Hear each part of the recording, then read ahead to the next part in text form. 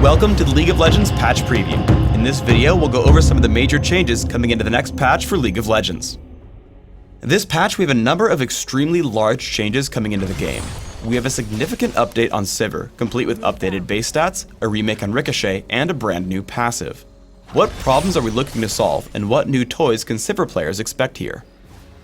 The biggest thing that's held Sivir back in the past has been her very short range for an AD carry. We've increased this pretty substantially to kind of fill more of that ranged AD feeling that you expect from these types of characters, as well as to give her a little bit more safety on the farm side. The second thing we did is we reworked Sivir's W, Ricochet. Now instead of being a toggle that drains mana on each attack, it's an on next hit effect like Nasus' Siphoning Strike. This will let her do kind of a double attack thing like we see with other on next hit effects, which improves her ability to skirmish and kind of play in the lane when there's fewer than 5 targets. Finally, we've changed Sivir's passive. As opposed to giving dodge while moving, it now gives bonus move speed when you attack an enemy champion. This allows Sivir to chase down people without having to blow her ultimate every single time she wants to finish off a wounded foe or keep up with a moving team fight. We have a total overhaul of the jungle in this patch.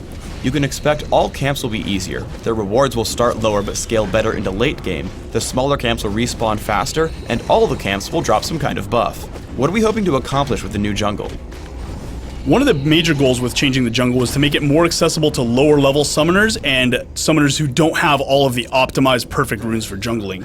There's still going to be junglers who are faster, there's still going to be junglers who are safer, and we like that, but you're going to be able to try some wacky builds or try out jungling at earlier summoner levels than you were before. We think this is really important to make it accessible without lowering the skill cap on how well people can jungle and what their mastery of jungle is. One of the other things, we wanted to increase player choice in the jungle of when to gank.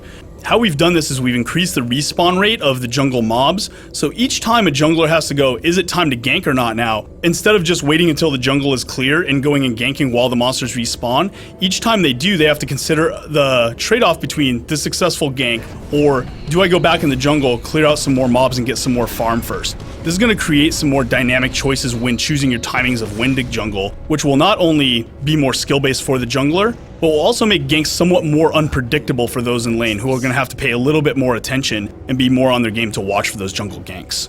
We also have a few systemic changes aimed at reducing passivity in the laning phase. We're nerfing the health gain from health potions, lowering the damage that minions deal to champions, and nerfing the slow that melee champions get when wearing the lizard buff. What changes in player behavior are we hoping to see? These changes are really there to encourage smart aggression. What this means is right now when you attack an enemy champion in lane, if there's any minions around, they pretty much rock you. The incentive here is really bad because you're really disincentivized from ever getting in and really engaging enemy champions, even if you have the upper hand in a lot of cases. This minion damage nerf to champions is going to help make it so if you think about when the right time to strike is, you can get in there and you can really engage and you can really feel like you made the right choice. Because of some of the jungle changes we did, health potions are much less required for junglers to be successful there, so we felt we had some room to go ahead and adjust these numbers now. The reason we wanted to do so was people were being a little too hard to kill in lane because of the high health to cost effective health potions early on, which was further disincentivizing aggression. We have lowered lizard buff slow percentage on melee characters. The reason we did this is in light of some of these lane changes that make it so aggression is more rewarded. You know, you're going to start pushing in and getting some good engagements on these enemies, but the enemy jungler comes out with red buff and is really powerful and scary. What it means is if usually he hits you once with this buff on, it pretty much spells a wipe for your lane. We wanted to reduce that a little bit so that you can still push into that enemy team and fight them, and if that jungler comes out, it doesn't spell instant doom, it just tips the scales in their favor. Thanks for tuning in to the League of Legends patch preview. Please subscribe to the Riot Games YouTube channel above, and don't forget to thumbs us up just below the video.